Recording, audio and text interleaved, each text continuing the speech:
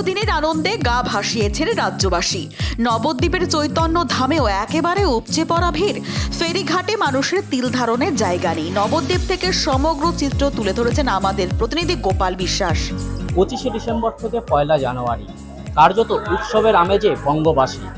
এই টানা ছুটির উৎসবের আমেজে বিভিন্ন দর্শনীয় স্থান বা পর্যটন কেন্দ্র পাশাপাশি কিন্তু নদিয়ার নবদ্বীপ শহর জুড়ে নেমেছে পর্যটকদের ভিড়।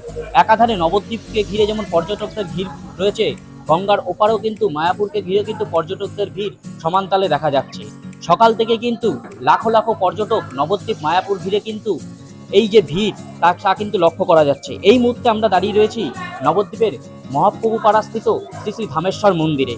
এখানে এবছর যে পর্যটকদের ভিড় বা কী ব্যবস্থা রয়েছে সেই বিষয়ে একটু কথা বলে নেওয়ার চেষ্টা করব এখানকার যারা সেবায়িত রয়েছেন তাদের কাছ থেকে। তবে প্রতি বছরই এই বিশেষ দিনগুলোতে একটা বিশেষ পর্যটকদের ভিড় দেখা যায়, এবছর কেমন কি দেখছেন বা কি?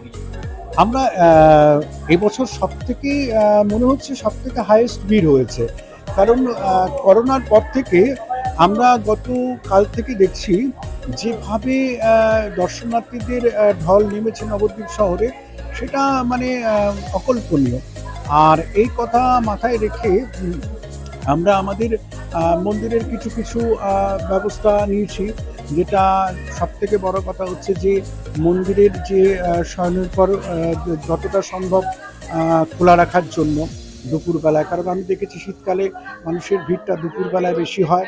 তা আমরা এটা আলোচনা করে চিন্তা করেছি যে যাতে অনেক সময় ধরে মহাপ্রভুর মন্দিরটা খোলা থাকে সেই একটা ব্যবস্থা নিয়েছি, এবং মন্দিরের যাতে শৃঙ্খলা বজায় থাকে তার জন্য আমাদের একটা আলোচনাও করা হয়েছে।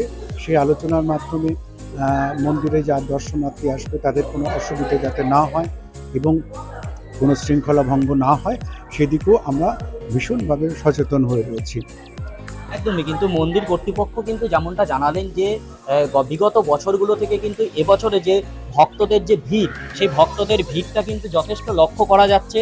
পাশাপাশি কিন্তু যে দূর দূরান্ত থেকে যে আগত যে ভক্তরা, তারা কিন্তু শুধু নবদ্বীপ নয়, নবদ্বীপ মায়াপুরকে কেন্দ্র করে কিন্তু যে তীর্থযাত্রীদের একটা বড় সমাগম তা কিন্তু সকাল থেকে কিন্তু লক্ষ্য করা যাচ্ছে।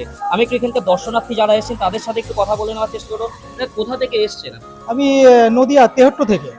প্রতি বছরই কি এই উৎসবের দিনগুলো ঘোরা হয়? হ্যাঁ, এবার এখানে এলাম। অন্যান্য বার তো যে বিভিন্ন জায়গায় যাই, তা এখানে আমার নদিয়ার ভূমি আর কি, পুণ্যভূমি আমাদের নবদ্বীপ ধাম, এখানে এসে খুবই ভালো লাগছে।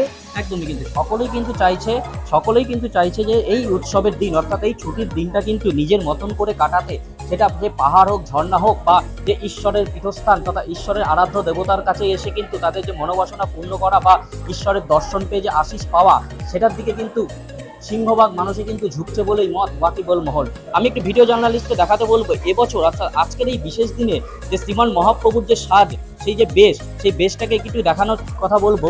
যে এবং মন্দির কর্তৃপক্ষ যেটা কিন্তু দাবি করলেন যে এবছর কিন্তু যে ভোগের যে মেনু অর্থাৎ ভোগের যে মেনু কিন্তু সেটাও কিন্তু একটা আমূল থাকছে পরিবর্তন। পাশাপাশি যে কেকে অর্থাৎ এই যে 25শে ডিসেম্বর যে বিশেষ দিন, সেই দিনটিতে যেমন আমরা যেমন কেক খাই বা খ্রিস্ট ধর্মাবলম্বী মানুষেরা যেমন তাদের একটা উৎসবের মাহাত্ম্য যে কেক, সেটা দিয়েও কিন্তু বিভিন্ন ধরনের কেক দিয়েও কিন্তু এই শ্রীমান মহাপ্রভুর কিন্তু ভোগের আয়োজন করেছে। নদিয়া নবদ্বীপ থেকে গোপাল বিশ্বাস, দিন দর্পণ।